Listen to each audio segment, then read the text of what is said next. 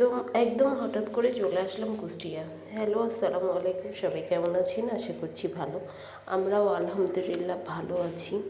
তো সকালবেলা উঠে আমি মুরগির বুকের মাংস আর বুটের ডাল দিয়ে রান্না করে নিচ্ছিলাম বিরিয়ানি, রাত্রি ট্রেনে খাওয়ার জন্য। আসলে আমরা কুষ্টিয়া যাওয়ার জন্য রাত্রের টিকিট কেটেছি রাত 8:30টার দিকে। তো যেতে যেতে রাত 2টা 3টা বেজে যাবে, এই জন্যই খাবারটা বানিয়ে নেওয়া, যে রাত্রের খাবারটা ট্রেনেই খেয়ে ফেলবো। আর ট্রেনে উঠে তো বোরিং, বাচ্চাদের সাথে একটু খেলে ওদের সাথে টাইম পাস করছিলাম।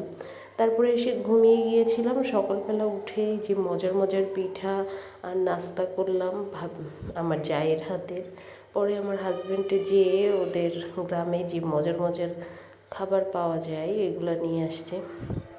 ইলিশ মিষ্টি, জিলাপি, এই দুপুরের দিকে খাচ্ছিলাম। দুপুরও না, এই 12টা 1টার দিকে। তারপরে আমার নানি বাড়ি যেহেতু কাছে, আমার নানিকে দেখতে চলে গেলাম, যে আগে দেখে আসি নানিকে। এই যে নানির হাত ধরে বসেছিলাম কিছুক্ষণ। আমার নানি অনেক অসুস্থ। মামি খাবার দিল, পিঠা, তালের পিঠা, এগুলো খেয়ে আবার চলে এসেছি। এসে এই যে রাত্রে রেডি হয়ে গিয়েছি। আসলে আমাদের পুরাদাতে অনেক কাপড়ের দোকান আছে যেগুলো পাইকারিতে কাপড় পাওয়া যায়, ওইখানে গিয়েছিলাম।